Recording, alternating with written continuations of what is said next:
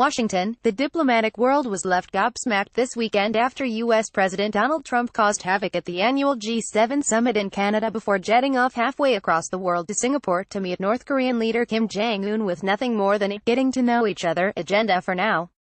In scenes, remarks, and tweets that are unprecedented in the staid and circumspect diplomatic world, Trump brought the U.S.-led alliance of advanced economies close to a rupture, refusing to sign a joint communique with the group and insulting his host by calling him a dishonest liar, all over the contentious issue of trade tariffs on which he feels the U.S. has been stiffed. Even India was drawn into the fracas, with Trump insisting his gripe on tariffs was not restricted to the advanced economies alone. This isn't just G7. I mean, we have India, where some of the tariffs are 100%. 100%. And we charge nothing. We can't do that. And so we are talking to many countries. We're talking to all countries. And it's going to stop. Or we'll stop trading with them. And that's a very profitable answer, if we have to do it, Trump said in a bewildering press conference before he departed Canada, insisting that the summit was a success and the level of relationship he shared with the G7 leaders was a 10 on a scale of 1 to 10. But the moment he left for the airport, he let the tweets rip his host.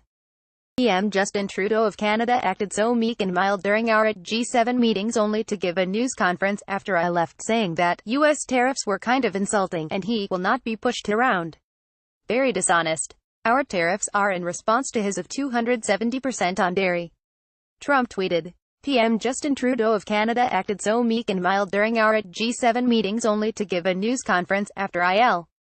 https://t.co/px1hvh41ws, Donald J. Trump, at Real Donald Trump, 1,528,585,494,000 based on Justin's false statements at his news conference, and the fact that Canada is charging massive tariffs to our U.S. farmers, workers and companies, I have instructed our U.S. reps not to endorse the communique as we look at tariffs on automobiles flooding the U.S. market, he added. Based on Justin's false statements at his news conference, and the fact that Canada is charging massive tariffs to https://t.co/8gitchnerdig, Donald J. Trump, at Real Donald Trump, 1,528,585,396,000 having castigated his host on neighbor and disrupted and dissed the alliance of democracies, Trump tweeted about being on his way to Singapore, where we have a chance to achieve a truly wonderful result for North Korea and the world. It will certainly be an exciting day and I know that Kim Jong-un will work very hard to do something that has rarely been done before. Create peace and great prosperity for his land. I look forward to meeting him and have a feeling that this one-time opportunity will not be wasted, he said of his meeting with the reclusive North Korean dictator who has never traveled beyond China. Create peace and great prosperity for his land. I look forward to meeting him and have a feeling that this one-time https://t.co/v80bjhw, Donald J. Trump, at Real Donald Trump, 1,528,577,895,000 Both Trump and Kim arrived in Singapore by Sunday for their Tuesday meetings, even as the G6 were left to lick their wounds after what was widely described as a debacle in Quebec. Kim arrived on a commercial Air China flight, reflective of a country so parlous that he does not have a personal or commercial airworthy plane that can take him farthest from home he has ever been. Back in Canada, most astonishing aspect of the G7 meeting was the public shaming of a host, a neighbor that has long been an American ally and with whom the United States shares the longest peaceful border in the world. Other G7 members didn't seem impressed by Trump either.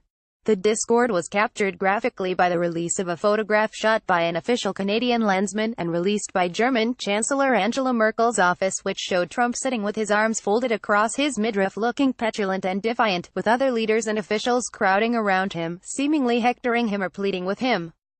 U.S. officials later claimed that, rather than Trump humiliating Trudeau, it was the Canadian PM who had insulted Trump, simply because he told his people that Canada would not be pushed around and challenged Trump's assertion about high tariffs. Trump's economic advisor Larry Kudlow went so far as to say Trudeau had betrayed the G7 and stabbed the U.S. in the back. There's a special place in hell for any foreign leader that engages in bad faith diplomacy with President Trump and then tries to stab him in the back on the way out the door. That's what bad faith Justin Trudeau did with that stunt press conference, Trump aide Peter Navarro said on Fox News. But not only did other G7 leaders not support the U.S. version, even American diplomats challenged the Trumpist narrative. Over the top, embarrassing, small-minded, ludicrous. What else can one say about how low we have sunk, remarked former State Department official Nick Burns. Americans stand with you, even if our president does not, tweeted Senator John McCain. To our allies, bipartisan majorities of Americans remain pro-free trade, pro-globalization. Asked at the press conference in Canada if he is simply allowing Kim to win by giving him a meeting, Trump said, "Only the fake news says that, and as far as he was concerned, the U.S. had got back 3 hostages from North Korea without paying anything. The meeting with North Korea should have taken place a long time ago," Trump maintained, blaming his predecessors going back several decades for neglecting the country. He ducked a question on whether he had spoken to Kim over the phone recently. While Trump was excoriated in the liberal media for causing a G7 meltdown with dubious allegations and dodgy claims about tariffs, the pro-Trump right-wing media celebrated his performance. G7 Summit. Trump gives masterclass in America First to globalists. Read the headline of the lead story in Breitbart News.